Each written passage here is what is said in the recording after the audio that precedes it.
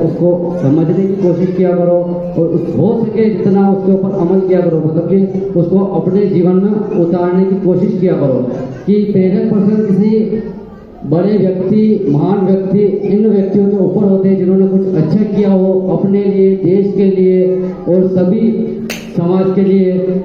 तो आज प्रेरक पर्सन अपनी संस्कृति के बारे में, हिंदू संस्कृति कहते हैं, हिंदू संस्कृति आज भी जिंदा है, हिंदू संस्कृति आज भी जिंदा है। लेकिन हमें देखने की कोशिश करनी चाहिए कि हिंदू संस्कृति कहाँ कहाँ जिंदा है।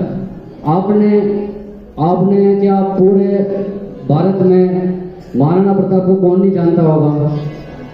महाराणा प्रताप को कौन नहीं जानता होगा?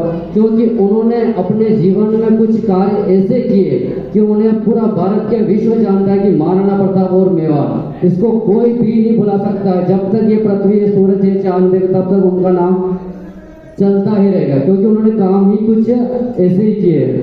जैसे कि आपने सोचा होगा कि महाराणा प्रताप बहुत महान थे, अकबर से भी महान थे, और जो भी उस समय उनके समय के समय जो भी योद्धा थे उन सभी में महान थे। कहते हैं कि उन्होंने एक ही बार से दुश्मन को घोड़े समेत काट दिया था, दुश्मन को घोड़े समेत काट दिया था। वो इतने महान थे तो उन्होंने पूरे भारत पर या विश्व पर क्यों नहीं राज्य किया? उसके पीछे एक कारण है कि उन्होंने पूरे भारत और विश्व पर उन्होंने अजमेर को जीत लिया था, मारवाड़ को जीत लिया था, लेकिन उस पर कब्जा नहीं किया था। उन्होंने क्या, उनके दादाजी का नाम क्या था? महाराणा प्रताप के दादाजी का नाम क्या था? पिताजी का नाम क्या था? कोई? महाराणा प्रताप के पिताजी का नाम महाराणा उदय सिंह, और महाराणा उदय सिंह के पिताजी का नाम आपने सुना होगा। उनके पिताजी का नाम होता है, उदय सिंह जी के पिताजी का नाम होता है महाराणा संग्राम सिंह। महाराणा संग्राम सिंह कहते हुए उनके 14 गांव लग चुके थे, एक हाथ नहीं था, एक आंख नहीं थी, तो भी उन्होंने युद्ध लड़े और युद्ध जीते। उन्होंने दिल्ली के शासक इब्राहिम लोधी को 2 बार हरा दिया था, उन्होंने उसको 2 बार हरा दिया था, दिल्ली पर कब्जा कर लिया था, मतलब दिल्ली को जीत लिया था, लेकिन वहां पर कब्जा नहीं किया था। इसी प्रकार महाराणा प्रताप के अंदर भी वही स्वाभिमान था, उन्होंने भी अनेक राज्य जीत लिए थे, लेकिन उन्होंने भी वहां पर कब्जा नहीं किया। क्यों? क्योंकि जैसे रघुकुल वंश में वो एक कहा कि रघुकुल वंश पर यह चली आए कि प्राण जाए लेकिन वचन नहीं जाए, उसी प्रकार महाराणा प्रताप का भी एक व्यक्तिगत वक्त क्या होता है कि हम अपनी भूमि किसी को देंगे नहीं और किसी की भूमि लेंगे नहीं, क्योंकि उनके दादाजी ने भी दिल्ली को जीत लिया था, लेकिन वहां पर कब्जा नहीं किया। क्यों? क्योंकि वही बात थी कि हम अपनी भूमि को किसी को देते नहीं और किसी दूसरे की भूमि हम छीनते नहीं, सिर्फ वहां पर न्याय उचित कर लेंगे, उसका शासन वही करेंगे, लेकिन हमारी प्रताप हम किसी को नहीं देंगे। इसीलिए महाराणा प्रताप ने मेवाड़ को छोड़कर किसी और पर अधिकार नहीं किया, क्योंकि वो उनकी भूमि थी। इसलिए उन्होंने, बाकी महाराणा प्रताप के दादाजी ने, संग्राम सिंह ने पूरे भारत को जीत लिया था, लेकिन वही बात थी कि हम अपनी भूमि को देते नहीं और किसी की भूमि लेते नहीं।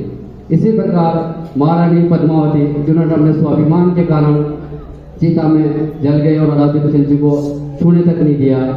इसी प्रकार कृष्ण की गीता है, बहुत सारे उदाहरण है। कर्ण का नाम सुना होगा आपने, कर्ण ने अपना कवच दान में दे दिया था। दधीची का किसी ने नाम सुना हो तो उन्होंने मतलब कि राक्षस को मारने के लिए अपने अस्थियों का अस्त्र बनाने के लिए अपनी अस्थियां दान कर दी। जीते जी अपनी अस्थियां दान कर दी। इसीलिए कहते हैं कि हिंदू संस्कृति आज भी जिंदा है, हिंदू संस्कृति आज भी जिंदा है। लेकिन वो कहाँ है? कुछ शब्दों के माध्यम से, और हो सकेगा उतना नाम बता सकता हूँ कि हिंदू संस्कृति कहाँ जिंदा है।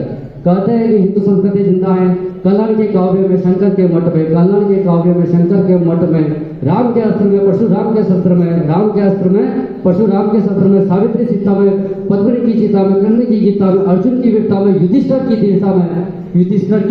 धीरता में, कर्ण के कवच दान में, दधीची के अस्थि दान में, महाराणा प्रताप के स्वाभिमान में, हल्दी घाटी के युद्ध में, महावीर गौतम स्वामी बुद्ध में, और वैकुंठ की वेतरणी में और देशमुख की मां करणी में आज भी हिंदू संस्कृति जिंदा है। कभी आप जाओ, उनके ऊपर विचार करो, उनकी जीवनियों को खोजो, और उन्होंने जैसा जीवन जिया है वैसा जीवन जीने की कोशिश करो कि हम भी उस प्रकार का उतना जीवन नहीं जी सकते, लेकिन उनके किए हुए प्रयासों में थोड़ा बहुत तो चल सकते हैं। इससे हम अपने आपको स्वाभिमान समझ सकते हैं, और स्वाभिमान के कारण अपने देश का कुछ भी अच्छा ही कर सकते हैं। पर